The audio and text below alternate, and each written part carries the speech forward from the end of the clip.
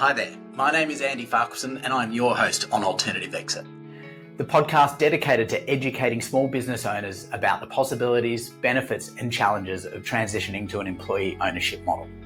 Did you know that there are over 200 million SMEs around the globe with an owner that will be retiring within the next 10 years? Many of these owners will never actually find a buyer for their business, forcing them to close their doors, wreaking havoc on their employees and the communities. There is an alternative. This show will explore different forms of employee ownership and the best practices for a successful transition. Each episode is going to feature interviews with experts on employee ownership, business owners who've successfully made the transition, and consultants who've helped facilitate these changes. Okay, now let's get on with the show. Hello, and welcome to the Alternative Exit. Today, we're joined by Christian Wilson. Now, Christian is a seasoned solicitor with over 25 years of experience in business law, specialising in employee ownership in the UK, which is a form called the EOT.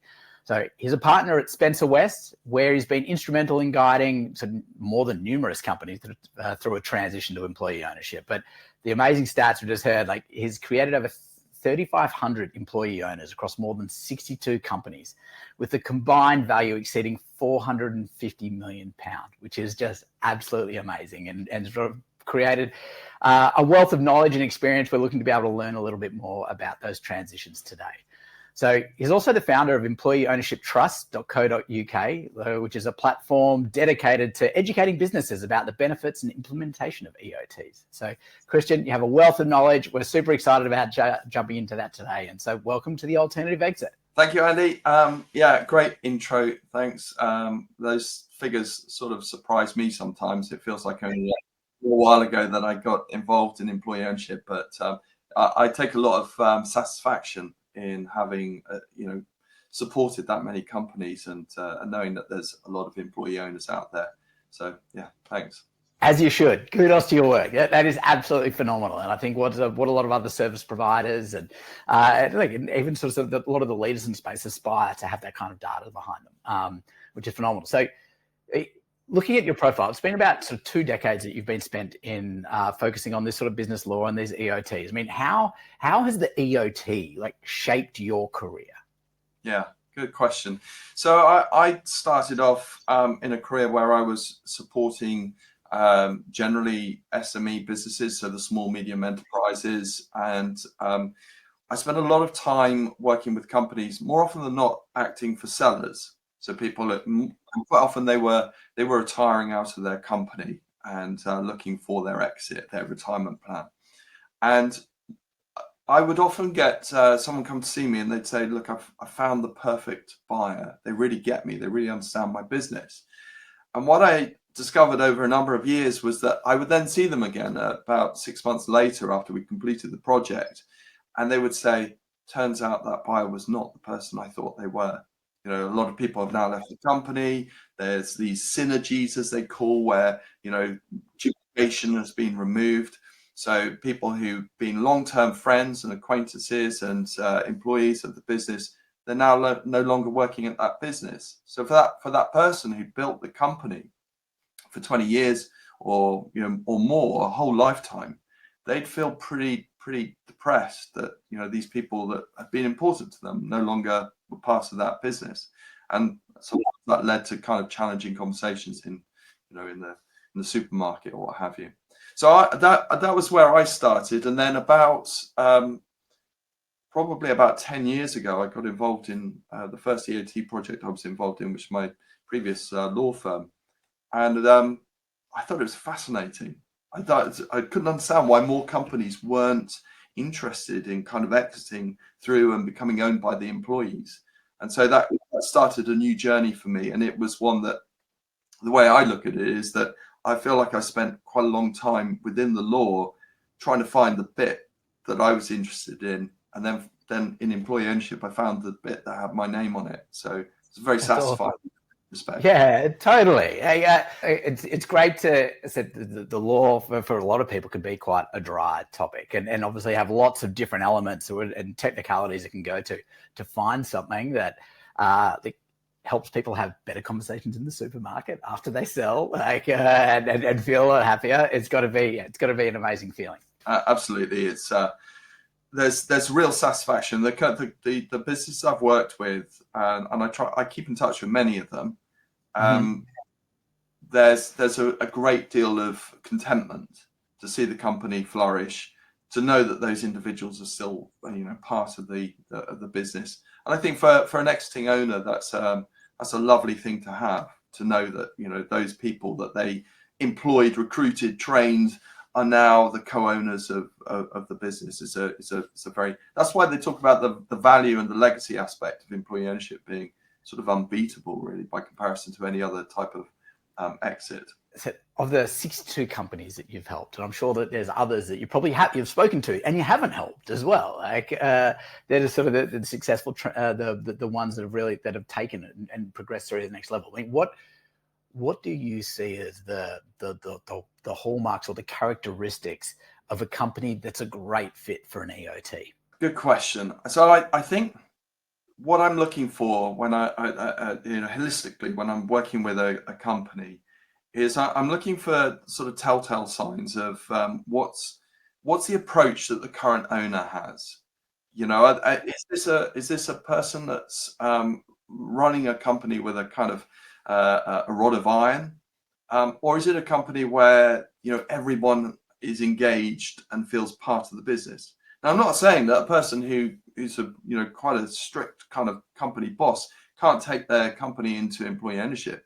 It's just that if you're going to make it a successful employee-owned business, you've got to allow the kind of the sense of being employee owners to develop. And that doesn't happen overnight. That takes time.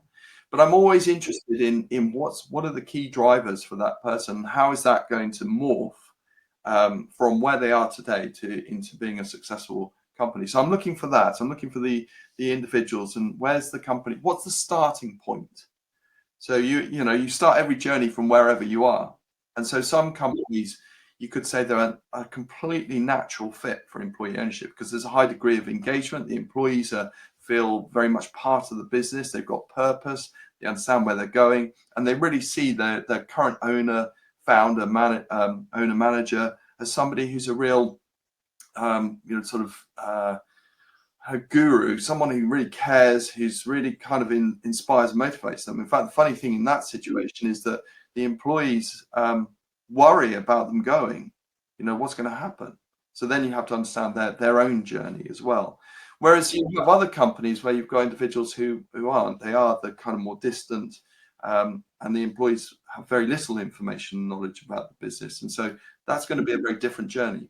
So you're always looking for where's your starting point. Okay, so it'd be great to learn a little bit more about what is that journey. I mean, because previously you've talked about sort of the legal aspect only being a third of the journey that people need to do on their transition towards employee ownership. What else is involved? I think there's one of the things that people overlook is the fact that for a current owner or owners, it's a personal journey for them as well. So you can implement an EOT project, and you can be an employee-owned business after a number of months of going through it. So I could, if I was that type of lawyer, I could just present you with a bunch of documents, quickly take you through them, sign here, and you're now employee-owned. Well, that's not great advice. And certainly if I was a business owner in that situation, I'd be thinking, well, what have I done? I don't understand it. So there are several journeys that are going on. And there's the journey of the owner. And the question is, what's your plan, and are you prepared for that?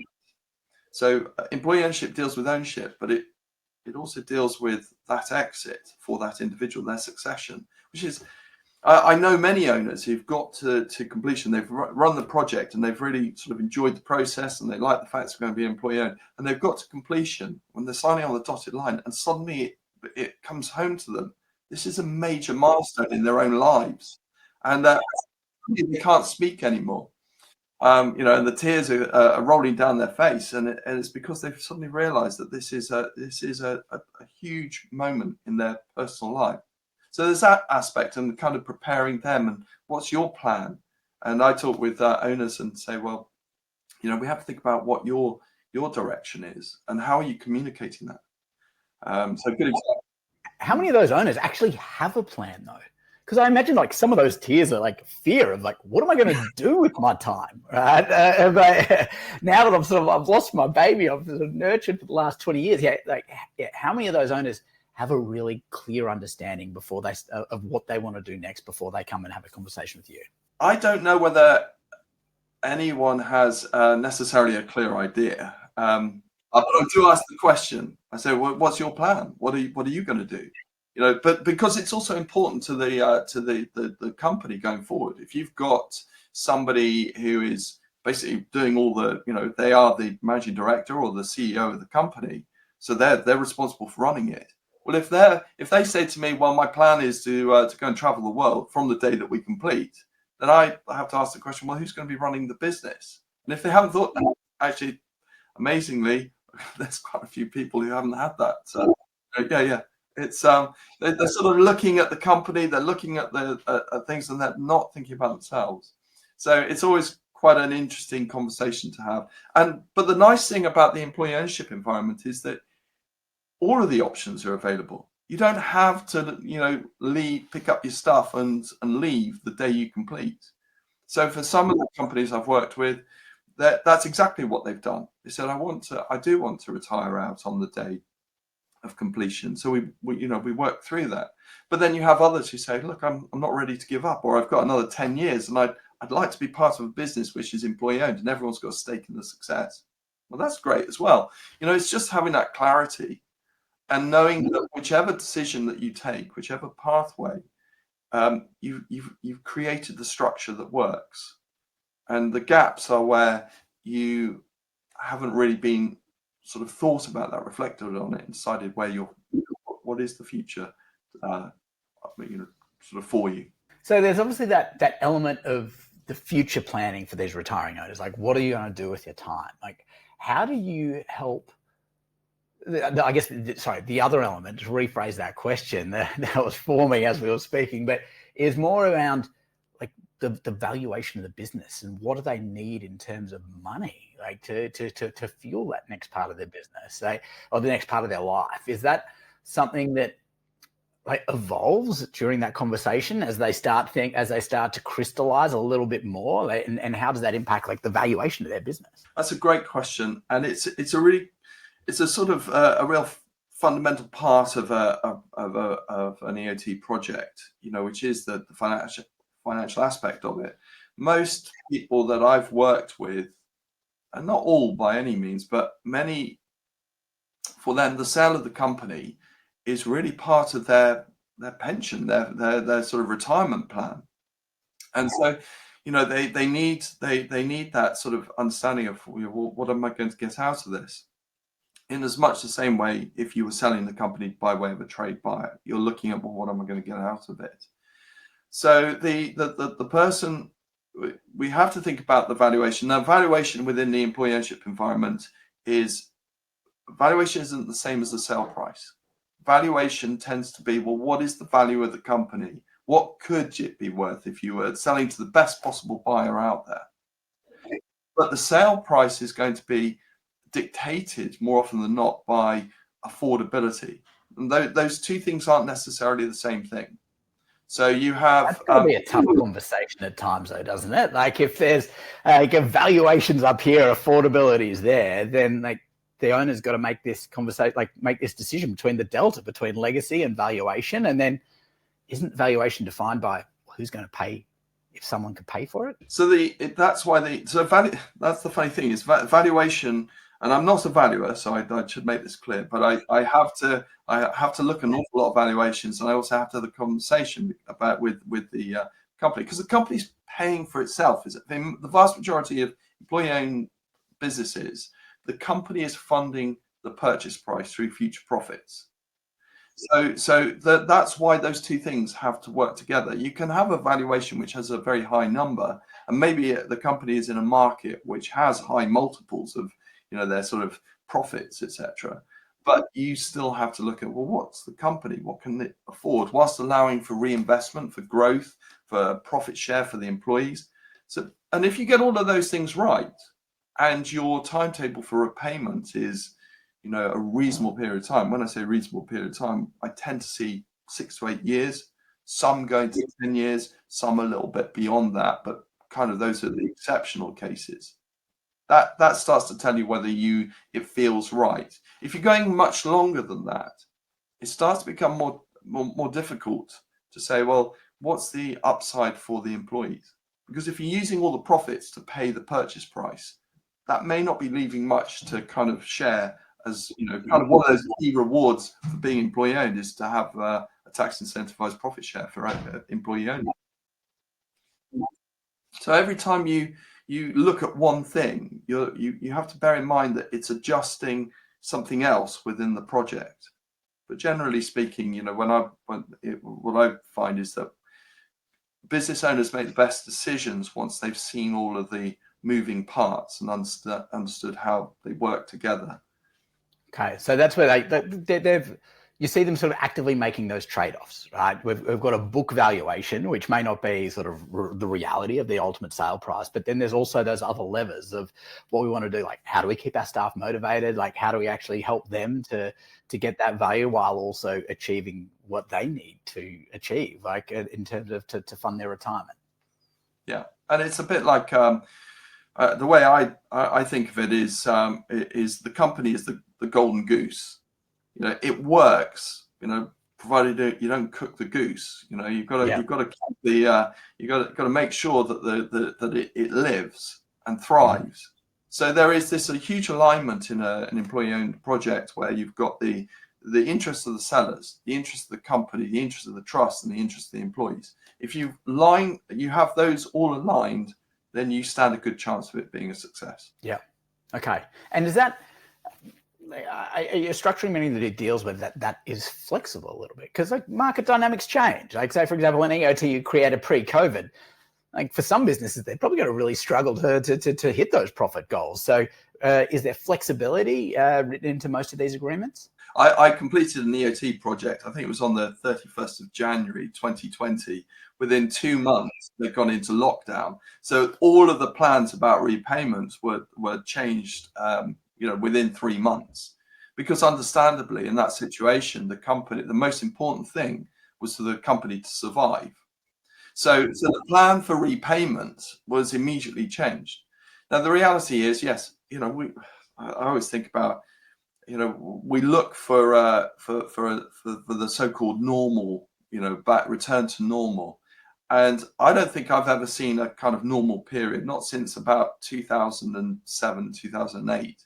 Because since then we had the crash, the bank crashes, then we had austerity, then we had a pandemic, then we had war in Europe, and it's sort of cost of living crisis, inflation, and it's sort of where do you find that sort of where does anyone get a sense that we've got a stable period of time? Because I haven't seen one for a very long time.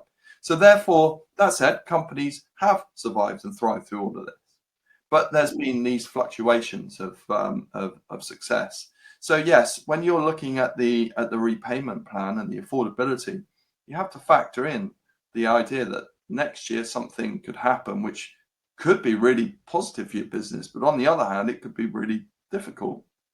And you can structure that in. And when we talk about the repayment terms for an EOT, we're thinking about, well, we expect a minimum kind of perhaps payment, but then maybe repayment is adjusted by reference to the actual success of the company, one way or the other. So if we switch gears a little bit, after sort of they go through and they define a structure, they actually sort of go like the owner sort of signs off and like congrats, like the employees and the employee ownership trust and the employees and now the owners of the business. What do you see as the biggest challenges for what happens next? It's funny, really, because we run the project.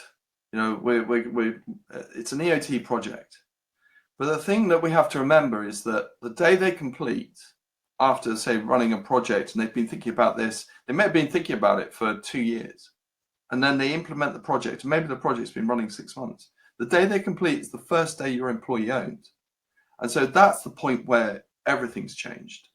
And so those companies who are prepared, the founders who are prepared, the leadership team that are prepared, they are generally going to do much better, as in they will hit their stride much quicker as an employee-owned business. So that is about making sure that everybody understands the new structure, the new governance. And there used to be a lot more misinformation about employee-owned businesses a few years back when I was first involved. There were all these ideas that employee-owned businesses, well, they won't survive very long because the employees will clearly want to require the company to distribute all of the profits to them. It's that sort of stuff that was shared.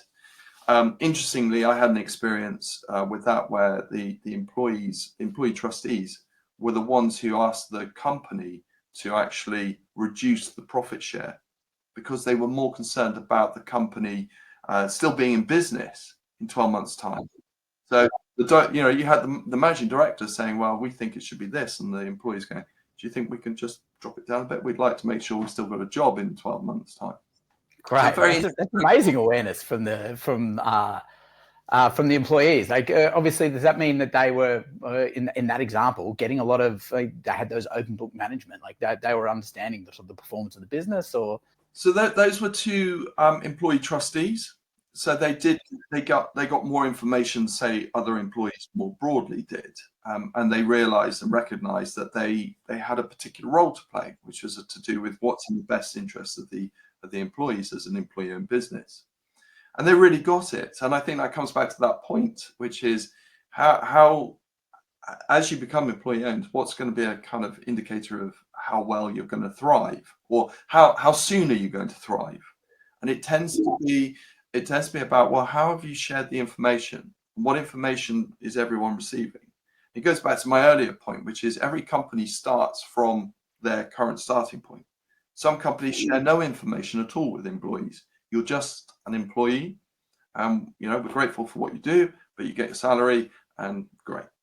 As an employee-owned business, really good employee-owned businesses tend to move towards open book plan, because if you've got people who understand the financial drivers of the business, you start to create an entrepreneurial spirit amongst the employees. Not with all, but if you get 20% of your employees with a sense that actually, if I do this thing here, it could reduce the costs of the business, or I could add 1% to the value of this sale, all of those tiny little movements start turning into quite significant changes to the bottom line of the company's finances.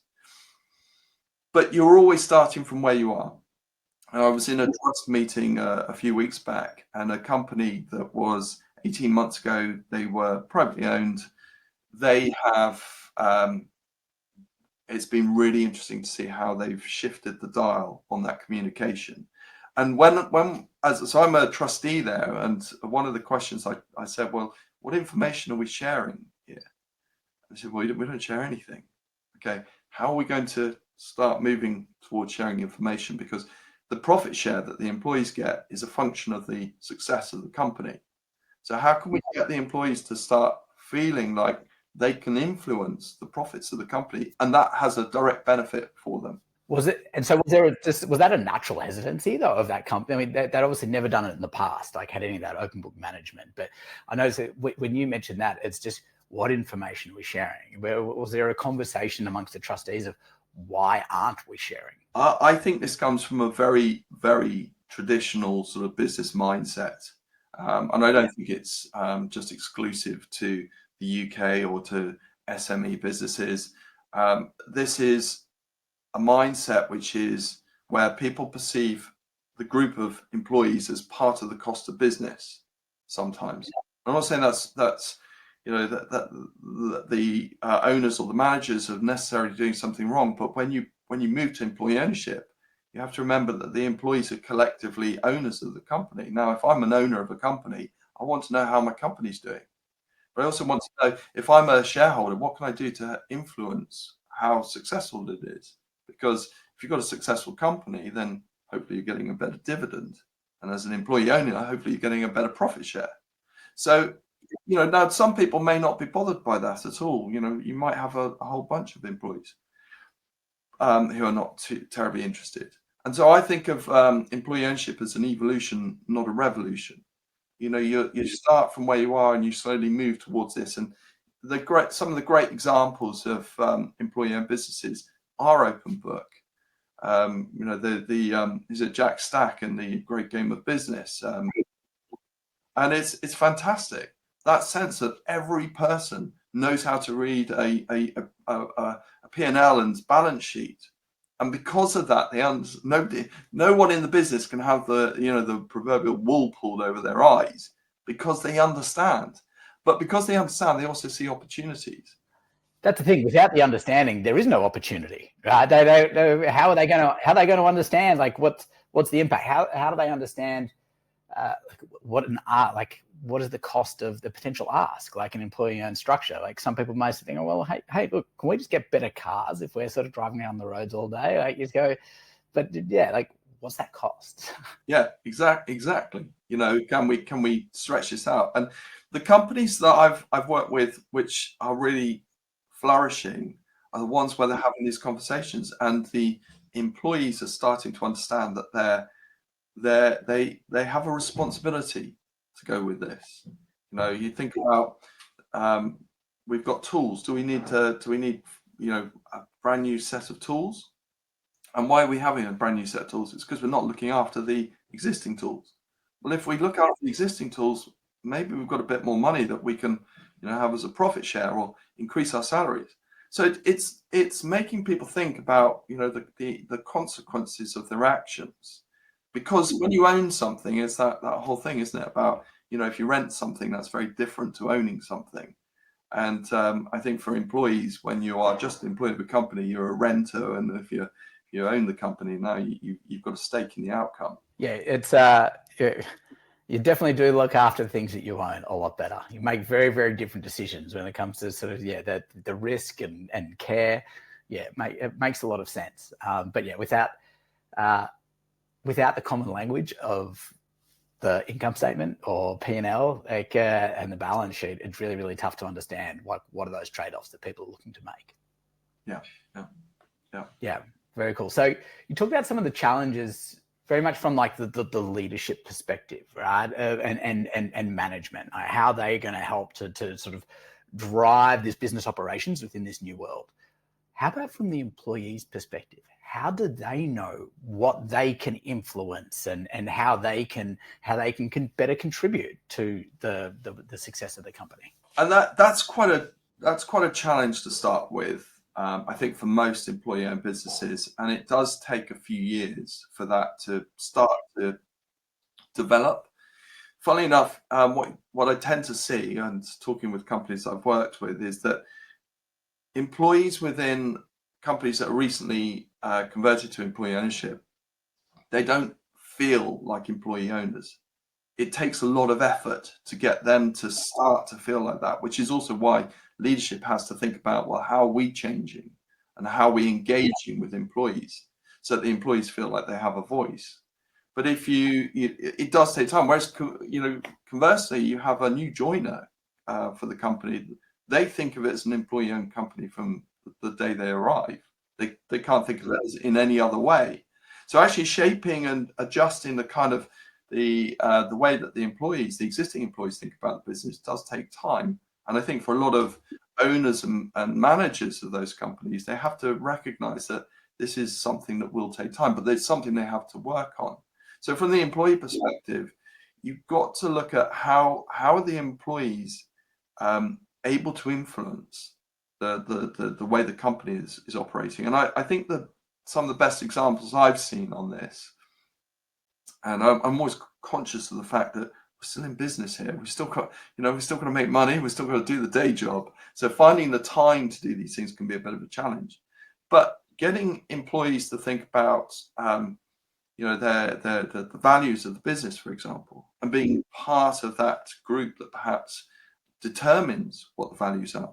Because, as I'm sure you've seen many times, you get companies where the values have been identified, or the desired values have been identified by the owners and the managers, but they have nothing to do with the business whatsoever. And the employees and those managers probably don't even live up to their own values. Right, exactly. It's just And so, whereas if you get the employees say, well, you go through an exercise, say, well, what do we think our employees our values are?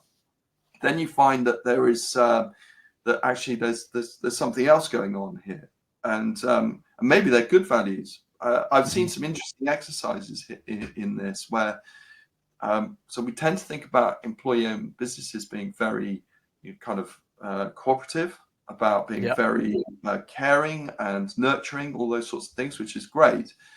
But there is also sometimes you get the scenario where the company is very commercial and the employees are actually very commercial. They see someone who's not pulling their weight and they want something done about it. So actually the values of that company are going to be slightly different to another company. They might, well, their values might say, we're a pretty tough commercial environment. We like it that way. We're happy that way. It makes us profitable. So, but what you're doing there is you're asking the employees to identify those things. So that's one area where, the employees are sort of identifying where their values are. But then you're thinking about, well, how do they get to engage and influence the direction of the company? And that's where a well-run voice group, employee forum, or employee council gives the employees the opportunity to say, look, what's on our minds? What do we think about the business plan? Do we know where we're going? What's the vision of the company? Do we like it or not? And are we going to get behind it? Because if they get behind it, then those leaders of those companies are going to be able to achieve way more than those who are sort of actively working against a bunch of sort of principles that are really held by the employees, which are moving in a different direction. So you're looking for that alignment. But I think the thing for some companies is that they worry about asking the employees for their feedback. And I have been in a number of scenarios where they've gone out for the first time to ask for feedback. And I've been in a trust meeting where the poor employee trustee turns up and they've got something like 10 pages of comments and feedback. And some of them are great, some of them are just a whinge. But sometimes even the whinge might tell you something about what's going on. And it might be something really simple, but it's really got under the skin of people. So it can be a really useful exercise. But then what tends to happen is that sort of, once you've had that kind of surge of feedback, is then, well, how are we responding to that? How's the trust responding? How's the leadership responding to it? Because then you're making a two-way dialogue. And the most important thing, I think, from my perspective, is if you ask for engagement, feedback, contributions, and ideas from the employees, then make sure you respond to them. You might say, we can't do that. It's, we'd like to go to a 4-day working week. We'd like to have an extra 2 weeks holiday, but we'll be out of business if we do. Whatever the answer is, just show that it has been considered and kind of shared with everyone. If you don't say that you've considered it and provide feedback, then people start to say, what's the point? What's the point? But nobody ever responded to it. And that's when you get those empty kind of suggestion boxes. Because what's the point? Like, why ask me to talk if you're not going to listen? Yeah. I don't know if you've ever watched Ted Lasso, but there's a lovely bit early on in Ted Lasso where they've got the suggestion box and he opens it up and it's all this, a lot of rudeness comes out about having and I think a lot of directors and MDs of companies fear that once they ask the employees what they think, they're going to have a similar experience of just this diatribe of filth about how bad. Well, it's as I said, it's a scary, vulnerable thing for a lot of people, especially in the old sort of command and control structure. Like, what happens? How do you say no? Like, if you're not really invested in bringing your employees, or your colleagues and co-workers along with the journey to help them understand why you'd be saying no to that kind of question, then it's not going to be creating an environment where they want to care. And I think it's helping people understand, like, if you're able to break down and help people understand, like, why a 4-day work week, like, what are the implications for the business? Like, how would that impacted the income statement? And like these things are, like, people need to take them if they don't take them on the journey, they're never going to know. Absolutely. And I think there's the benefit and the upside of getting it right is fantastic. So a company that I've worked with, they've done a number of things where you think that they've just nailed it. And they're a little bit, they're very much under the radar, but they're a really good employee-owned company. Could you share their name now, or is it? Well, they're based in Cornwall. They have a side to the business which is manufacturing, and Yep. they have another side which is a sort of service offices. They're called Old Tech and Victoria, Old Tech and Victoria, and they're a group. They're based up in, and I'm in the independent trustee there, and they're 5 years employee owned, and that's quite an interesting one because the former owner did step down at completion, so they've had that experience of appointing new MDs. But they are phenomenal in the sense of being employee owned, and they have some of the greatest examples that I've come across. I'll give you two quick examples. They had a very large room in part of the factory, which was full of old machinery, and the machinery was just huge. It just filled this room, and it was so big, this room, that most of the time no one could even think about the room because it was unusable. And then one day one of the employees asked the new MD at the time, can we get a new piece of kit for some of the manufacturing we're doing? And the MD said, well, look, actually we don't really have the finances for that, but if you can come up with a plan, then great, let's do it. Well, this chap went away, and he made a couple of phone calls, and within, I don't know how long, so it's probably a couple of months, but he'd managed to get a scrap metal merchant to come in and to pay to take away all of this equipment in the office. So not only was this space cleared, but they were paid for this. They were thinking it was going to cost them a fortune to have it cleared. The money from that clearance was sufficient to buy the piece of kit so that it could do some additional manufacturing. And then with that extra space, they then sublet that. So they had a little extra income stream coming from. Fantastic. But, that's a nice example of where someone is given the kind of wherewithal to go out and find an opportunity. And another example, same company, which is why I'm so impressed by them, is that their entrepreneurial spirit is great. They were redesigning a manufacturing room, and a junior individual who was an apprentice, who'd recently completed their apprenticeship. When they were redesigning the room, he said, I think it might be a slightly better way of changing the way that the operation works. And really gratifyingly, his line manager was of the mentality to say, well, let's give it a go. If you think you've spotted an opportunity. So they did, and it saved hundreds of hours of working time every month. That's which amazing. obviously goes to the bottom line. So I think what that demonstrates is if you get it right and you give everyone a sense of we can influence and we can change and we can make the company more profitable, then fantastic. And I know that they've got a pretty good profit share coming up this year, which is really, really good to see. Yeah, with those kinds of savings, you'd hope so. That's phenomenal. Well, thanks for sharing those stories. I think it's really important. Like it's a great way to be able to paint like what's the potential outcome of unlocking of allowing your employees to have a say, and because it just, as you said, it just unlocks innovation and sort of that can improve the profitability of the business. So as we sort of come to the end, Christian, I'd love to ask you 3 questions as part of a fast round. So I'll just ask you the question and you offer a quick response. Does that sound okay? Yeah, sure. Okay, so who is the leader that you most admire in employee ownership?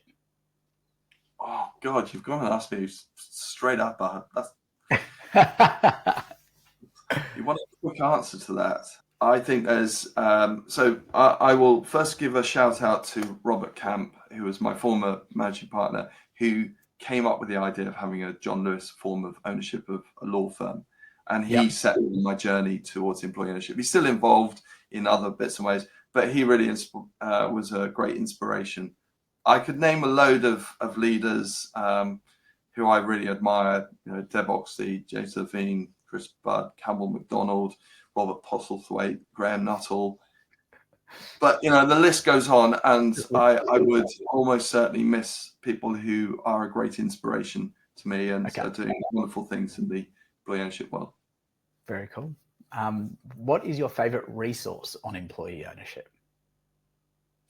Aside from my website. Hey, this is a chance for a shameless plug. So employee-ownership-trust.co.uk. Aside from that, well, the Employee Ownership Association has a fantastic resource with loads and loads of videos, content, and so on. So I think that's if I was looking into the employee ownership environment, I'd probably be starting there. I'd give a shout out to Eternal Business. They've got Chris Budd has done, and I think you've had him on the program. He's done loads and loads of content and thought leadership on this as well. And then the last question is, what would you say to a business owner who's sitting on the fence regarding a transition to an employee ownership model? Get off the fence. One of the things I find is that most people who go to, I'll just say most people, all of the people I've worked with really enjoy the process. They really enjoy it. It's many people say to me, I didn't even know this was out there, and it's the thing I was looking for all along. So yeah, get started. Very cool. Christian, thank you so much for your time. I mean, for people who want to follow along your journey, you obviously mentioned your website, which we're going to link in the show notes too, but is there any other ways you'd like people to reach out and connect? Yeah, feel free via my website or via Spencer West. They can find me on the Spencer West website. LinkedIn, I'm on LinkedIn, so I think I'm C Wilson 10. I write quite regularly, put little blogs up on there and kind of technical stuff. Those are my normal kind of ways of sending out. But, if people want to chat, if they need to know anything more, they'd like to have a conversation, I'm always happy to talk to anyone who wants to know a bit more, subject to my diary.